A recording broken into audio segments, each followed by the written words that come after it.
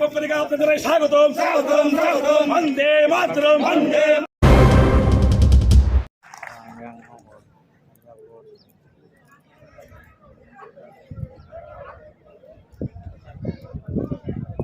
Camera ফুল করে দে।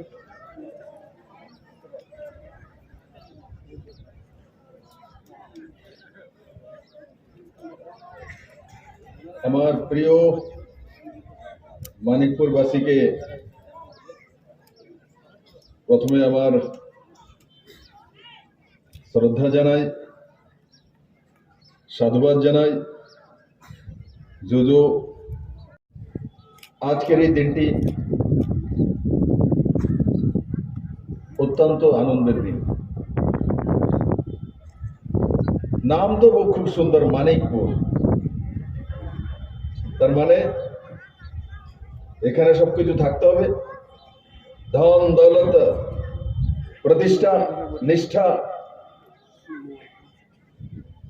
মানিকপুরের মানুষগুলো তো মানিকই আছে, কিন্তু পুরনো যে মানিক ছিল, যার সরকার লাগাতার 25 বছর ছিল, উনি 20 বছর ছিলেন। মানিকপুরের মানিকটা উনি দিয়ে গিয়েছিলেন, মানিকপুরে উন্নয়নের ধারা পর্যন্ত ছিল না বন্ধু। আজকের এই শুভ দিনে মানিকপুরবাসীর জন্য তিনটি আরসিসি ব্রিজ সমর্পণ করা হয়েছে। একটা হচ্ছে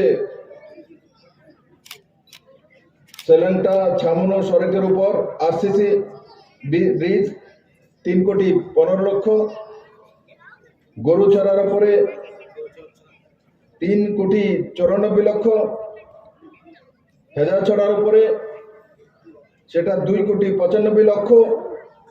আর যদি তিনোটাকে একসঙ্গে যোগ করি তো 10,04,00,000 টাকার প্রকল্প আজকে আপনাদের জন্য সমর্পণ করা হয়েছে বন্ধুরা। আর তার সঙ্গে সঙ্গে আজকে যে ব্রিজের শিলান্যাস করা হয়েছে সেটা আপনাদের অতি প্রিয় ব্রিজ। আমি ব্রিজের শিলান্যাস করার পর আমার ইচ্ছে হয়েছে যে আমার এই মানিকপুরবাসী বা ওই পারে যারা রয়েছে, এই ব্রিজটা দিয়ে কিভাবে আসে, এই মুলিবাসের ব্রিজটা দিয়ে কষ্ট করে ছেলে মেয়েরা, মহিলারা আসে। আমার সঙ্গে যারা গিয়েছিল, আমি তো পড়িনি, আমাকে এই ব্রিজটা দিয়ে যখন যাচ্ছিলাম তখন আমার সাথী 2-3 জন সে স্লিপ করে ব্রিজ থেকে পড়ে যাচ্ছিল।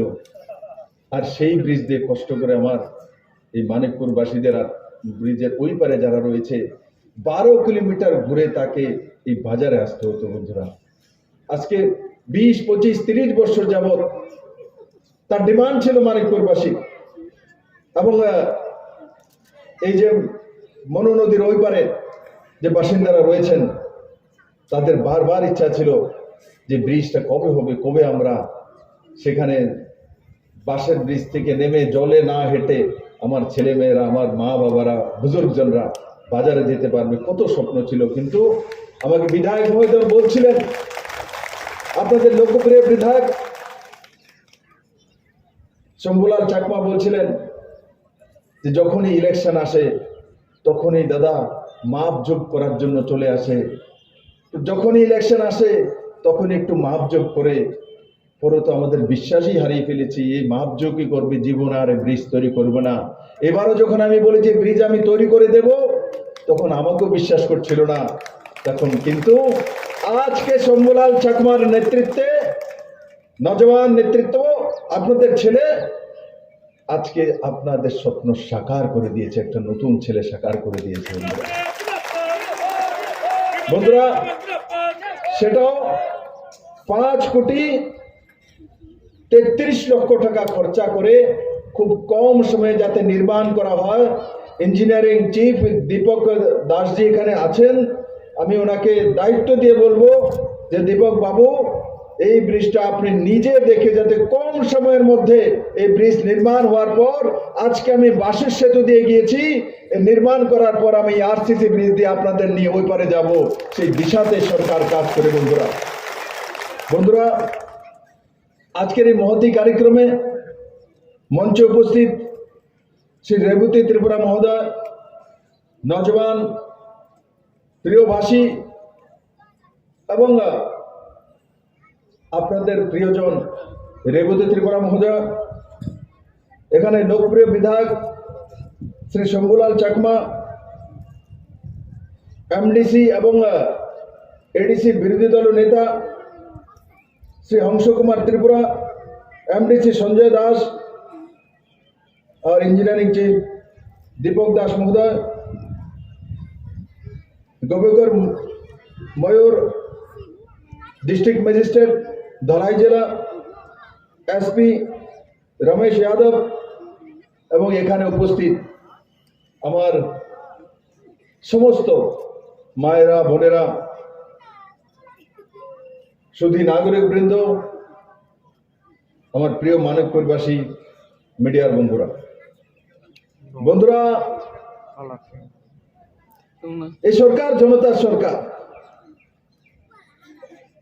এই সরকার ত্রিপুরাবাসীর সরকার। তার আগে যে ত্রিপুরাতে সরকারগুলো হতো একদলীয় ব্যবস্থার সরকার ছিল, একদলীয় ব্যবস্থার সরকার ছিল।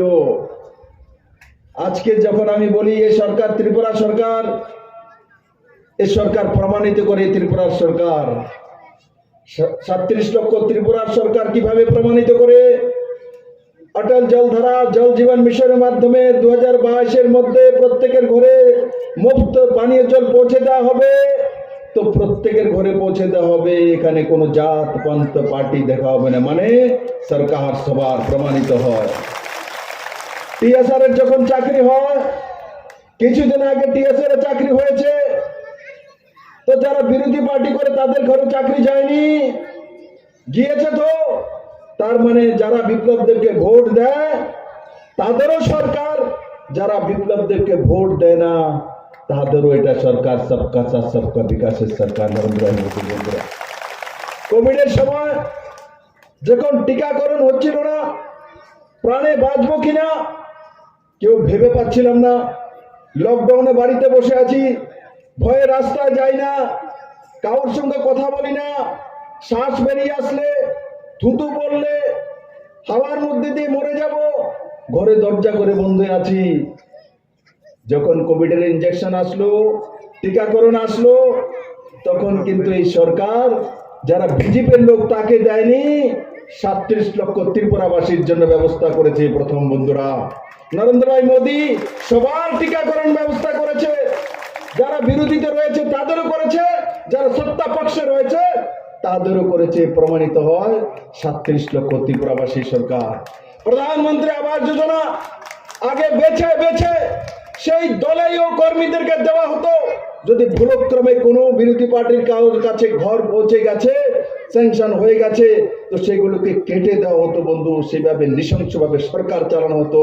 আর আজকে প্রধানমন্ত্রী আবাস যোজনায় মাননীয় প্রধানমন্ত্রী একসঙ্গে 5 সেপ্টেম্বর ত্রিপুরা রাজ্যে ইতিহাস সৃষ্টি করে 1,59,000 ঘর দিয়েছে।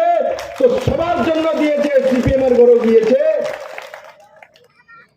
অন্যান্য বিরোধী দলের কাছে সবচেয়ে বেশি গিয়েছে বন্ধুরা। 1,59,000 ঘর একসঙ্গে। প্রথম কিস্তি মাননীয় প্রধানমন্ত্রী 14 নভেম্বর একসঙ্গে ত্রিপুরাতে ইতিহাস করে কত কোটি টাকা দিয়েছিল? 709 কোটি টাকা একযোগে এক বটন টিপিয়ে 48,000 টাকা করে ত্রিপুরার সেই প্রধানমন্ত্রী আবাস যোজনার ঘর যাদের নামে স্যাংশন হয়েছে তাদের অ্যাকাউন্টে পৌঁছে দিয়েছে বন্ধুরা। আবারও দ্বিতীয় কিস্তি মাননীয় প্রধানমন্ত্রী পাঠিয়ে দিয়েছেন, 60,000 টাকা করে এসে গেছে। আমরা মাননীয় প্রধানমন্ত্রীর আশীর্বাদ নিয়ে একদিনে সেই 60,000 টাকা করে প্রায় 1,000 কোটি টাকার উপরে হবে। সেটাও সেই ত্রিপুরাবাসীর কাছে প্রধানমন্ত্রী আবাস যোজনার দ্বিতীয় কিস্তি পৌঁছে দেবে। সেই দিশাতে সরকার কাজ করে বন্ধুরা। তার সঙ্গে সঙ্গে মাননীয় প্রধানমন্ত্রী আরো 22,000 ঘরের স্যাংশন দিয়ে দিয়েছে, তার জন্য আমার কাছে প্রায় 100 কোটি টাকা চলে আসছে বন্ধুরা। আর তারপরে মার্চের লাস্টে এপ্রিলে আরো 70,000 প্রধানমন্ত্রী আবাস যোজনার ঘর যারা পরে ভরেছেন তাদের জন্য ব্যবস্থা মাননীয় প্রধানমন্ত্রীজি করে চলছেন বন্ধুরা। তার মানে কাজে প্রমাণিত হয় এই সরকার সবকা সাথ সবকা বিকাশের সরকার বন্ধু। এই সরকার শুধু বিজেপি করে বলে তাকে ঘর দেবে তেমন নয়, সবার জন্য ঘর দেবে, সবার জন্য পাকা বাড়ি দেবে, সবার জন্য জল দেবে, সবার জন্য রাস্তা দেবে, সবার জন্য ব্রিজ দেবে। আর সিপিএম এর সরকার থাকলে তো এই ব্রিজ তৈরি করা হয়েছে তো দেখবে এটা কি বিজেপির লোক না, তুমি যে দেখতেন তুমি জলে দিয়ে যাও, যদি সিপিএম এর লোক হয় ব্রিজে দিয়ে যাও, আর বিজেপির লোক বলে তুমি জলে দিয়ে যাও। এই তো করেছে 25টা বছর, এই তো করেছে ত্রিপুরার মানুষের সঙ্গে বন্ধুরা। আজকে আরেকটা বিষয় আমি আপনাদেরকে জানাতে চাই বন্ধুরা, আমরা শ্রীলঙ্কা থেকে ছামুনু হয়ে उसके তারপর মধ্য মালদাপাড়া হয়ে ভগীরথ হয়ে রস্যাবাড়ি হয়ে মন্দিরঘাট পর্যন্ত কত কিলোমিটার? প্রায় 116 কিলোমিটার ডিপিআর তৈরি করছি। প্যাপ শোল্ডার সিধা রোড হবে, কেউ কল্পনা করেনি। তার জন্য এখন যে ডিপিআর তৈরি হচ্ছে সেটা 600 কোটি টাকার কাছাকাছি। আমার যেটা অনুমান পুরো ডিপিআর যখন তৈরি হবে এটা 1000 কোটি টাকার কাছাকাছি পৌঁছবে। সে রাস্তা চামুনু হয়ে মন্দির ঘাট পর্যন্ত পৌঁছে যাবে বন্ধু। সেই দিশাতে সরকার কাজ করছে বন্ধুরা। তাই বন্ধুরা আমি আপনাদের কাছে নিবেদন করব, সময়ে সময়ে দেখি বিভিন্ন জায়গাতে যে আমার যারা 25 বছর রাজত্ব করেছিল ত্রিপুরাতে, এরা মাঝে মাঝে আজকে উদয় হয় যে এইগুলো বিপ্লবদের থোড়ি করেছে, আমরা তো শুরুয়াত করেছি। আমি দেখেছি শুরুয়াত, আপনারা একটা ব্রিজ এখানে করেছিলেন 2015-তে শুরুয়াত করেছেন, 22-এ এসে আমাকে শেষ করে যেতে পারেননি। 15-তে শুরু করেছেন, 15, 16, 17, 18, 19, 20, 21, 22, 8 বছরে শেষ হয়েছে। আমরা শেষ করেছি, আপনারা শুরুয়াত করেছেন, কিন্তু শেষ নরেন্দ্র ভাই মোদী সরকার করেছে, ভারতীয় জনতা পার্টির সরকার করেছে। আপনারা সরকার সেই 8 বছরের পর জেগে সেই ব্রিজ শেষ হয়েছে। আর আমাদের সরকার আসার পর 2021-এ 2টা ব্রিজ স্যাংশন করেছি, 22-এ শেষ হয়ে গেছে মার্চের মধ্যে। 1 বছরে শেষ করে দিয়েছি বন্ধুরা। আগে 8 বছর সময় লেগেছিল, আর 1 বছরে 2টি ব্রিজ। এই 3 ব্রিজের মধ্যে আমাদের সরকার আসার পর 2টি ব্রিজ আমরা শুরুয়াত করেছি। তো 1 বছরে ব্রিজ তৈরি করে আপনাদের সামনে প্রস্তুত করে দিয়েছি। ওনারা 2015-তে শুরুয়াত করেছে, তার জন্য পয়সা ছিল না, কাজ হচ্ছিল না। আমাদের সরকার আসার পর 2018-তে আবার পয়সা দিয়েছি, তারপর কাজ শুরু করেছি। আজকে গিয়ে কাজ শেষ হয়েছে। দেখুন সরকারের কাজ করার গতি কোথায় রয়েছে বন্ধুরা। বন্ধুরা শুরুয়াত সবটাই বলে, পুরনো মুখ্যমন্ত্রী সবই বলেন যে উনি শুরুয়াত করেছেন, আমরা কোনো কিছু করিনি। তাহলে আমি ওনাকে এটাও জিজ্ঞাসা করব, ড্রাগসের শুরুয়াতটা কে করেছে? আপনিই তো করেছেন। আপনি তো ব্রাউন সুগার এনেছেন, আপনি তো কোকেন এনেছেন, আপনি তো ইনজেকশনের ব্যবস্থা করেছেন, আপনি তো ড্রাগসের মধ্যে ত্রিপুরার নজওয়ান ছেলে মেয়েদেরকে ডুবানোর ব্যবস্থা করেছেন। তার দায়িত্ব কমিউনিস্ট পার্টি এবং পুরনো মুখ্যমন্ত্রী মানিক সরকারকে নিতে হবে। যদি আপনি এয়ারপোর্ট শুরুয়াত করেছেন, তার জন্য যদি আপনার কৃতিত্ব নিতে হয়, তো ড্রাগসে ত্রিপুরা যে ডুবেছে তার জন্য আপনাকেও দায়িত্ব নিতে হবে। ত্রিপুরার মানুষ আপনাদের মাফ করবে না।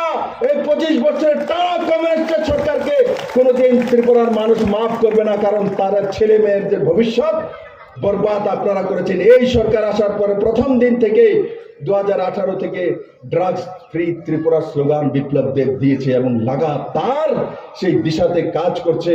আজকে আমরা প্রতিটি থানায় প্রতিটি জায়গাতে আমরা সেই দিশাতে কাজ করছি। আমি সমস্ত ছামনুবাসীর কাছে, সমস্ত মানিকপুরবাসীর কাছে, সমস্ত যে বড় মাত্রা মায়েরা রয়েছে, আমি মায়েদের কাছে আজকে আশীর্বাদ চাইবো। আপনারা কোমর বেঁধে নিন, আপনারা সিদ্ধান্ত করে নিন যে ত্রিপুরাকে ড্রাগস ফ্রি করব। আমার ছেলেকে ইনজেকশন দিতে দেব না, আমার ছেলে HIV পজিটিভ হতে দেব না। আমরা ডেভেলপমেন্টালে চলবো, আমরা নরেন্দ্র ভাই মোদীর সঙ্গে চলবো, আমরা নতুন ত্রিপুরা তৈরি করব, নতুন মানিকপুর তৈরি করব, নতুন দিশাতে সর্বশ্রেষ্ঠ ত্রিপুরা তৈরি করব। বরবাদ করছে, তাদেরকে আমরা কোনো মতেই ছাড়বো না বন্ধুরা। পুলিশও ছাড়বে না, জনতাও ছাড়বে না। আর যারা এই ড্রাগস টেনেছিল পুরনো সরকার, তাদের মাফ না করা, কোনোদিন না বলা, এই ছাল চতুরীরা এখন নতুন করে নতুন মুখোশে চলে এসছে, নতুন মুখোশে। আর তাদের সঙ্গে লাগাতার সপ্তাহে ছিল একটা পরিবার, সেই পরিবারে এখনো যোগ দিয়েছে, কারণ তার আর জায়গা নেই। এখন সেই পুরনো বন্ধু সিপিএম এর সঙ্গেই থাকতে হবে। আমি তো ভালো হয়েছে ত্রিপুরার জন্য, এক জায়গায় সব ড্রাগস ব্যবসায়ী একাঠা হয়েছে, ত্রিপুরার মানুষ তাদেরকে সহি রাস্তা দেখাবে এবং ছেলে মেয়েদের ভবিষ্যৎ যে তৎকালীন সময় বরবাদ করেছে, তার জবাব ত্রিপুরার মানুষ তাদের কাছে থেকে চাইবে বন্ধুরা। বন্ধুরা, নরেন্দ্র ভাই মোদীর নেতৃত্বে ত্রিপুরা 2018-তে ডাবল ইঞ্জিনের সরকার চলা শুরু করেছে। আজকে ত্রিপুরা নতুন গতি নিয়ে চলছে বন্ধুরা। কিষাণ সম্মান নিধি হোক, অটল জলধারা হোক, জল জীবন মিশন হোক, প্রধানমন্ত্রী আবাস যোজনা হোক, ইনফ্রাস্ট্রাকচার হোক, আগরতলা এয়ারপোর্ট হোক, বিদ্যা জ্যোতির স্কুল হোক, সিবিএসসি স্কুল, কেউ কল্পনা করেছিল ত্রিপুরাতে সরকারিভাবে সিবিএসসি স্কুল হবে? 100টা স্কুল একসঙ্গে 500 কোটি টাকার উপর খরচা করে আজকে জনজাতি ভাই বোন, আমার গরিব ভাই বোন সিবিএসসি স্কুলে গিয়ে পড়বে। কোনোদিনও ত্রিপুরার মানুষের বিশ্বাস ছিল না যে কোনোদিন সিবিএসসি স্কুলে পড়তে পারবে কিনা কোনো গরিব মানুষ। বন্ধুরা, আজকে আপনাদের মানিকপুরে একলব্য বিদ্যালয় হচ্ছে, আপনাদের মানিকপুরে একলব্য বিদ্যালয় হতে 26 কোটি টাকা খরচা করে ভারতীয় জনতা পার্টির সরকার নরেন্দ্র ভাই মোদী দিয়েছে এই মানিকপুরের জন্য। আর আগে এই পুরনো সরকার মানিকপুরকে উগ্রপন্থীর কারখানা বানিয়ে রেখেছিল। শম্ভুলাল চাকমা আমাকে বলছিল, দাদা আমি যখন ছোট ছিলাম বাবার একটা চায়ের দোকান ছিল, এই জায়গায় একটা টিলা ছিল, গোলাবাড়ি শুরু হয়ে গেছে ওপেনলি, সেখানে উগ্রবাদীরা বন্দুক নিয়ে ঘুরতেন, ভয়ে কেউ কিছু বলতেন না। সেই মানিকপুর আজকে একলব্য বিদ্যালয় হয়ে গেছে। সেই মানিকপুর আজকে